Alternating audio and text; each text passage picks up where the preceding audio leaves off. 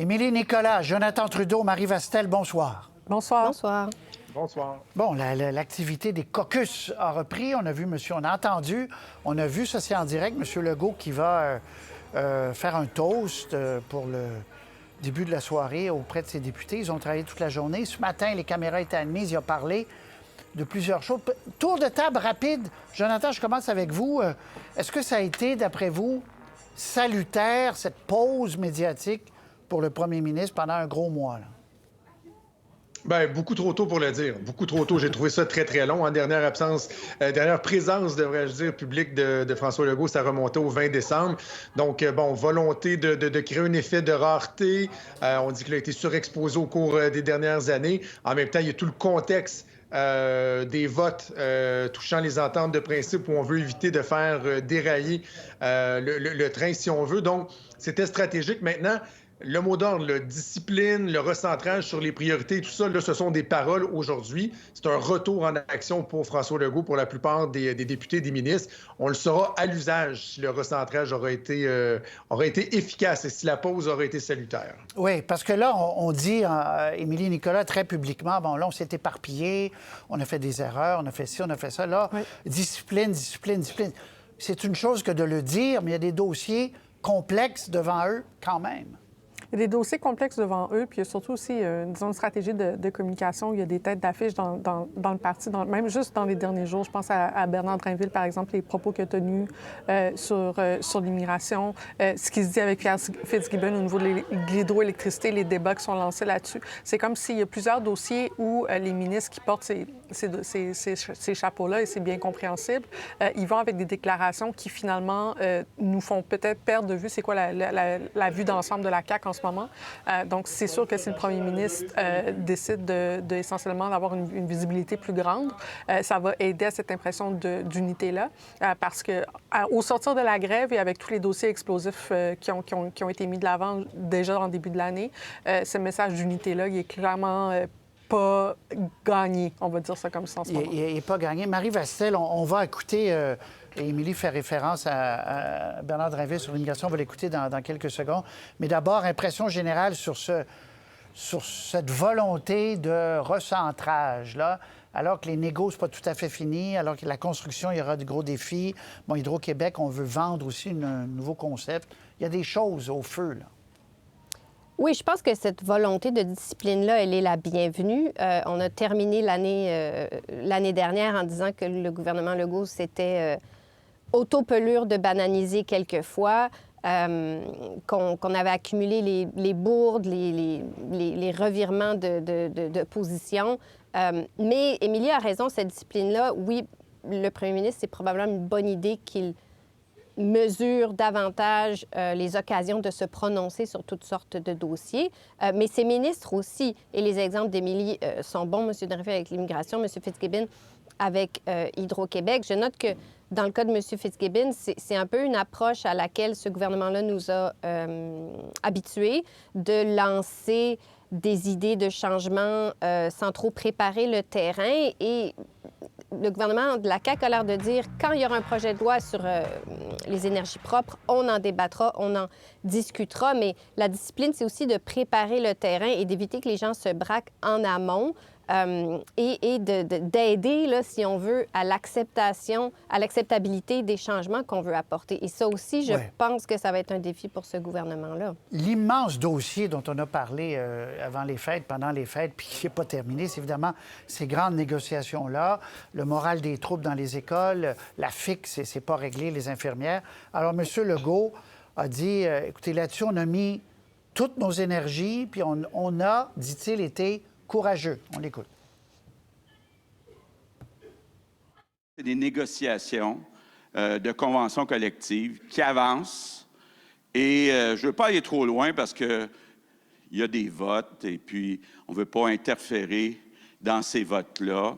Mais on a pris une décision quand même qui est importante. On a choisi d'investir massivement dans les conditions de travail, en santé et en éducation. Je veux quand même vous entendre là-dessus parce que, évidemment, on a beaucoup entendu des gens qui n'étaient pas satisfaits pas satisfaite parce qu'il y a beaucoup d'enseignantes, entre autres, du règlement, de la proposition de règlement. Or, Émilie, je commence avec vous, tour de table. Or, le gouvernement, puis quand on additionne ce qu'ils ont mis sur la table, ils en ont mis beaucoup, mais sûrement plus qu'ils pensaient, là. Ils en ont mis plus qu'ils pensaient parce qu'il y a eu un mouvement de grève très, très fort qui les a forcés à faire ça. Les premières offres qui étaient sur la table, c'était pas ça du tout. C'est sûr que le mécontentement de la population, ça a sûrement joué dans les offres finales qui sont sur la table, et même sur la table, pardon, et même avec ça, il y a des votes qui sont très serrés, notamment à la FAE, dans certains syndicats. Donc, on verra là ce que ça va donner. Mais je veux juste souligner que la volonté de recentrement qui est exprimée aujourd'hui, c'est pas juste se recentrer sur le premier ministre, c'est se recentrer sur les valeurs de la CAQ telles qu'elle avait été lancée en 2011. Puis je pense que c'est intéressant quand même de remarquer que même sur les médias sociaux, les principales attaques qu'on a fait envers François Legault à l'automne dernier, c'est de lui reciter ses propres tweets, ses propres déclarations de 2011-2012 sur la valeur de l'enseignement, sur la valeur des secteurs publics. Donc, il y a quelque chose aussi à faire dans la CAQ elle-même au niveau de ses messages, au niveau de la continuité de ses idées. Si elle veut se recentrer sur ce que la CAQ était en 2011, eh bien, c'est par elle-même que ça va commencer. Mais il vous répondrait, Émilie, que jamais un gouvernement n'a autant investi en éducation que le sien, là, en termes d'argent. Est-ce que c'est... Jonathan, commentaire. Bien, sur les négociations, on l'a vu, hein, on le sent que le premier ministre est très, très, très prudent. J'ai hâte de l'entendre demain en point de presse où il sera relancé à plusieurs reprises, voir si le contrôle du message sera aussi efficace. Mais le défi pour François Legault, c'est que lui et Sonia Lebel nous ont tellement martelé qu'ils étaient prêts à mettre davantage d'argent, mais que cela devait se traduire par des gains appréciables pour les contribuables qui vont débourser 11 milliards de plus par année avec l'argent qui est sur la table. Et là, pour l'instant, le gouvernement demeure muet, mais un jour ou l'autre, il faudra nous expliquer, là, autant en éducation qu'en santé, tout en rappelant qu'il n'y a pas d'entente encore de fait avec la FIC. Il faudra nous expliquer en quoi on va le sentir qu'il y a des améliorations, au-delà, évidemment, de l'importance d'avoir des bonnes conditions de travail pour les employés de l'État. Et je me permets un mot sur le recentrage sur les 5 priorités. On utilise recentrer, je pense qu'en termes de stratégie de communication, c'est bien, mais dans les faits, je pense que ça a toujours été dans les priorités, là, santé, éducation, économie, protection de l'identité, environnement. C'est un peu large. Le défi, ça va être de démontrer que ce qu'ils ont amorcé, projet de loi 15 en santé, projet de loi 23 en éducation, etc., que ce qu'ils ont amorcé peut livrer des résultats tangibles. Donc, un peu le même défi qu'avec ce que je disais pour les négociations, faire la démonstration pour les gens qui nous regardent que ce que le gouvernement a fait a des impacts positifs dans la vie de tous les jours. La fameuse souplesse, là. Plus d'argent en échange de la souplesse. Il faut que la souplesse apparaisse. En tout cas, il faut qu'il y ait des résultats concrets. Marie-Vasselle, rapidement, conclusion là-dessus. Santé, éducation, ça va faire foi de tout si les indicateurs s'améliorent. Oui, et on le disait avant les fêtes, pendant les négociations, pendant l'étude des projets de loi de M. Drainville et de M. Dubé, que c'est dans les priorités numéro 1 des Québécois. Et c'est aussi les principaux reproches qui sont faits au gouvernement de la CAQ d'avoir promis toutes sortes de choses en éducation, toutes sortes de choses en santé, un médecin de famille, pas trop d'attentes aux urgences, des maternelles 4-5 ans, et de ne pas avoir livré suffisamment la marchandise. Donc, je suis d'accord avec Jonathan qu'on le disait avant Noël et on le dit encore, le test, ce sera de maintenant voir qu'est-ce que donne, comme vous dites, ces négociations de convention collective, mais aussi les 2 grosses réformes dont on a parlé et qui vont être mises en œuvre là, dans les prochains mois. Au-delà de la discipline et de contrôler le message de ce qu'on dit, je pense que ça va être aussi le test du concret sur le terrain, là. Je passe l'extrait sur Hydro-Québec parce que M. Legault a répété ce matin qu'il ne voulait pas privatiser l'héritage de René Lévesque, tout ça. M. Fitzgibbon a dit non, vous allez voir, on veut permettre à des privés de vendre à des privés. Mais immigration, Émilie, vous en avez parlé. On va écouter Bernard Drainville qui J'écoutais M. Legault qui disait on ne veut pas de déclaration qui porte à controverse, on veut recentrer le message. Puis, on écoute Bernard Drainville et le chef libéral à son autre caucus, lui, qui a réagi. On écoute. Là, j'ai les derniers chiffres. Là, on est rendu à 1237 classes de francisation au Québec. Ça, c'est l'équivalent de 51 écoles primaires. Alors, s'il vous plaît, M. Trudeau, on a atteint la limite, là. on est effectivement au point de rupture. Alors, le bar ouvert en immigration, arrêtez ça, là. Parce que nous autres, en éducation, on manque de profs puis on manque de locaux. La responsabilité du gouvernement du Québec, c'est de travailler sur la capacité d'intégrer. Et il est clair que nous, c'est 1,6 million de travailleurs additionnels dont on a besoin pour les prochaines années. On n'aura pas le choix. On n'aura pas le choix pour notre économie. Mais encore une fois, aujourd'hui, il faut travailler sur celles et ceux, les 500 000 qui sont au Québec, et on doit faire en sorte de répondre aux besoins. Merci. Immigration temporaire, 500 000. M. Drainville faisait référence davantage aux demandeurs d'asile et non pas aux travailleurs temporaires parce que sa collègue ministre nous a dit on ne veut pas les baisser, nous, au Québec, ni d'ailleurs les étudiants étrangers qu'on ne veut pas baisser. Donc, il reste une catégorie demandeurs d'asile. Tour de table, Jonathan. Discipline, discipline, discipline. Au jour 1 de la mise en application du nouveau mantra de la CAQ, on se demande s'il n'y a pas déjà eu un premier dérapage. J'ai fait quelques appels cet après-midi, puis on me dit qu'il y avait une stratégie qui était bien définie. Là, Sonia Bélanger sur les aînés, Sonia Lebel, et ensuite Bernard Drainville, pour parler effectivement d'une problématique qui est criante. Là, c'est pas rien quand on parle des nouvelles classes qui doivent être ouvertes, l'équivalent de 51 écoles en ce moment pour accueillir notamment les élèves qui arrivent par les demandes d'asile. Sauf que je comprends qu'on veut maintenir la pression, on veut profiter du momentum là où il y a de la pression sur Ottawa, mais quand ça vient du ministre de la Charte, là, qui l'a de tatouer sur le corps, il me semble qu'il y aurait eu moyen de garder les mêmes axes dans le message qui, je pense, à bien des écarts, sont très pertinents, mais d'éviter l'espèce de bulldozer là, avec le bar ouvert de l'immigration. Il porte flanc à la critique, puis je trouve que ça vient rendre un peu diffus le message que le gouvernement voulait passer aujourd'hui. Et qu'il y a des catégories que le Québec contrôle qui augmentent aussi. Là, lui, dans sa tête, il isolait les demandeurs d'asile. Émilie, réaction? Je suggérais un nouveau verbe. Je pense que Bernard Drainville a Bernard Drainvillé aujourd'hui. Ah bon? OK.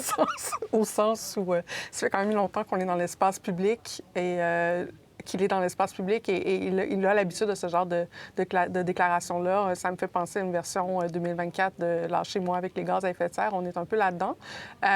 Ceci dit...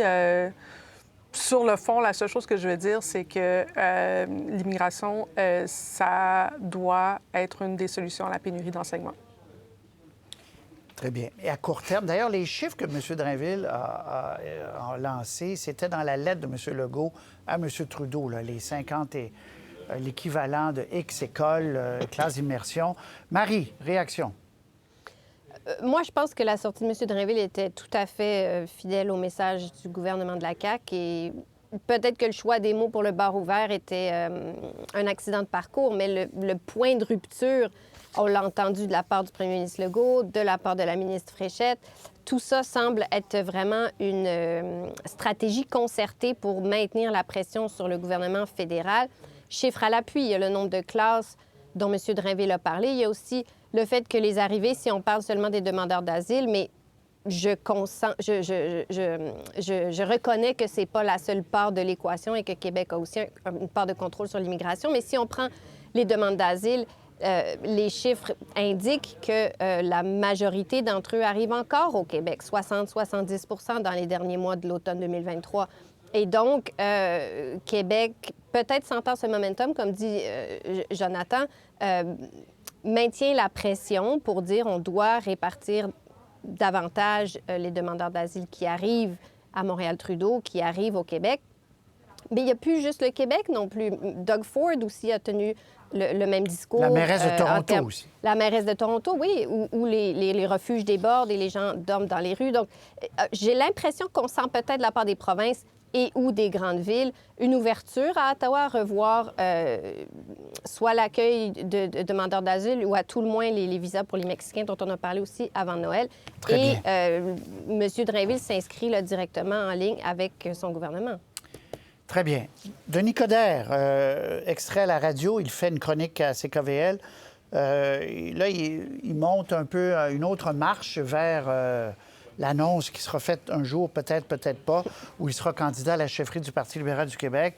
Alors, on écoute Denis Coderre et Marois Risky, caucus libéral du Québec, qui on a demandé Denis Coderre, son bilan comme maire, qu'en pensez-vous? Alors, on écoute tout ça.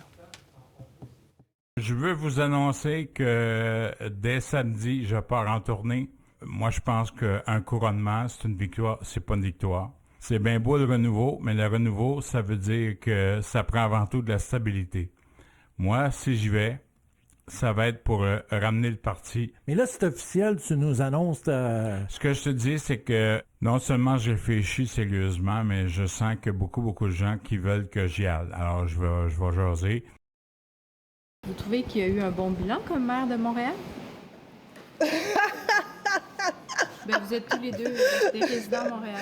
Ben, écoutez, son bilan, je pense que c'est plus à lui de le défendre. Là. Moi, aujourd'hui, je ne suis pas la porte-parole de M. Coderre. Qu'est-ce que vous vous rappelez de son passage à la tête de Montréal? Ah, mon Dieu, bien, plusieurs choses. M. Coderre dit exactement ce qu'il pense. Il est direct. Alors, c'est une personne qui passe sans aucun détour. T'as de bonne humeur, Mme Risky. Tour de table, Marie, puis sur l'effet Coderre, Marie Vasselle. Bien, j'imagine que les libéraux du Québec sont contents qu'on parle d'eux depuis quelques semaines, qu'on parle enfin de la course, qu'il y ait peut-être plus d'intérêt pour la course, mais j'ai du mal à croire que réunis en caucus, ils soient ravis d'être éclipsés par Denis Coderre qui annonce une tournée du Québec, qui annonce une tournée médiatique la semaine suivante, dans 2 semaines, qui se chicane par micro interposé avec Marois Risky. On a beaucoup entendu, depuis que M. Coderre a annoncé qu'il songeait sérieusement à se lancer, certaines réserves de libéraux ou d'anciens libéraux qui disent que M. Coderre est très ambitieux, mais pas nécessairement un joueur d'équipe. Et j'ai pas l'impression que le comportement de cette semaine va apaiser ces craintes-là de la part de ses peut-être futurs collègues qui se trouvent là, dans l'ombre de M. Coderre aujourd'hui ou en chicane, si je peux dire, avec lui pendant qu'ils sont en caucus. Je ne suis pas sûre que ce soit la meilleure stratégie. OK. Monsieur Legault, on va aller une seconde, mais Jonathan, une seconde sur l'effet Coderre. Comment vous voyez ça? Bien, c'est particulier de voir que la personne qui fait le plus parler au caucus du Parti libéral, c'est une personne qui n'est pas présente, qui n'est pas dans le caucus, qui n'est même pas officiellement candidate à la chefferie. Mais je retiens le rire tellement authentique et qui veut dire beaucoup de choses de la part de Marois Risky, qui a piqué au vif Denis Coderre, qui a demandé à ce qu'on rie un peu moins de son bilan, qu'il avait fait de grandes choses. Une chose est certaine, c'est que s'il décide effectivement de faire le saut, ce sera pas plate et on sent de plus en plus là, qu'il y a des noms qui circulent. Donc, ça motive des gens là, de voir que le nom de Denis Coderre est dans les airs. Émilie. Si on a retenu 2 choses de ces campagnes, des campagnes de Denis Coderre contre Valérie Plante, c'est que la meilleure arme contre Denis Coderre, c'est le rire. Le rire des femmes en politique particulièrement. Je pense que Marois Risky savait exactement ce qu'elle faisait.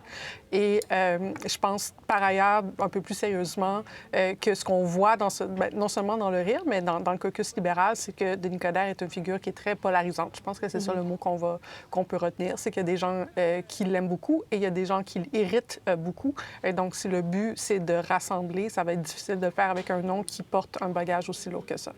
En tout cas, on n'a jamais autant parlé de la course libérale que depuis 2 semaines. En fait, depuis qu'il a lancé. Il promet une tournée médiatique. Il y en a que ça agace au Parti libéral, mais par les deux, je voyais des sondages, je pense que c'est dans le Journal de Montréal, ou dans le comté de Dubuque, ou dans d'autres comtés au Saguenay, le Parti libéral est à 3, Jonathan, là.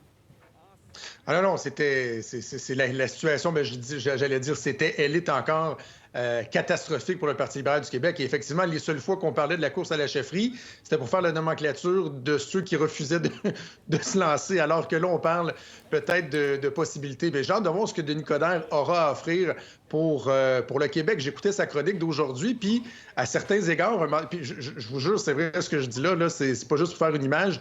Il a fallu que je me rappelle qu'il songeait à se lancer à la course à la chefferie du Parti libéral du Québec parce que j'avais l'impression qu'il annonçait sa candidature pour la mairie de Montréal. Parlait beaucoup de la ville de Montréal, parlait beaucoup du rôle des villes, que la relance passait par les villes. Et là, je me suis dit, il va falloir que Denis Coderre nous démontre qu'est-ce qu'il a proposé pour le Québec et non pas uniquement pour Montréal. Monsieur Legault, que vous voyez, on va l'écouter un peu et on revient. De Saint-François, Geneviève Hébert. Ensuite,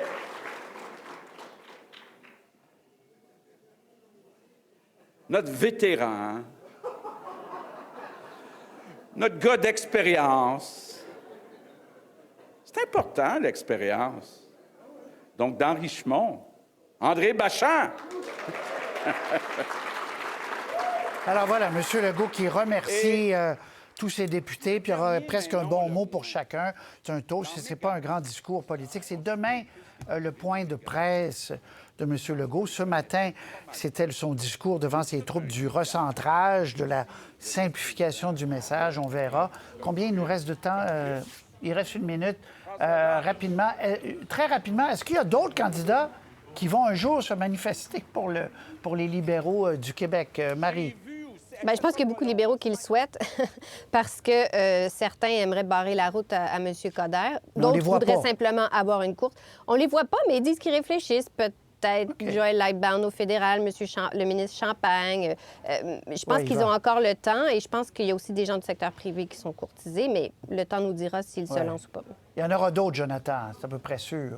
Oui, je pense qu'il y en aura d'autres, des candidats peut-être moins connus, d'autres connus qui pourraient créer la surprise, mais il est encore très, très tôt. On va connaître les règles quelque part au printemps 2024, lancement officiel à l'automne 2024 pour une élection au printemps 2025. Il reste encore beaucoup de temps pour des gens qui sont peut-être pas pressés encore d'annoncer leur couleur. C'est une éternité, Émilie, Nicolas, 2025. En politique, oui, c'est une éternité, effectivement. Bon, M. Coderre a le temps de faire plusieurs tournées. Très bien. Alors, on lui parlera peut-être la semaine prochaine, on verra. Merci beaucoup à vous trois, Émilie, Jonathan, Marie. À très bientôt. Au revoir. Bonne soirée. Merci. Pour voir nos émissions en entier, rendez-vous sur la chaîne Ici RDI.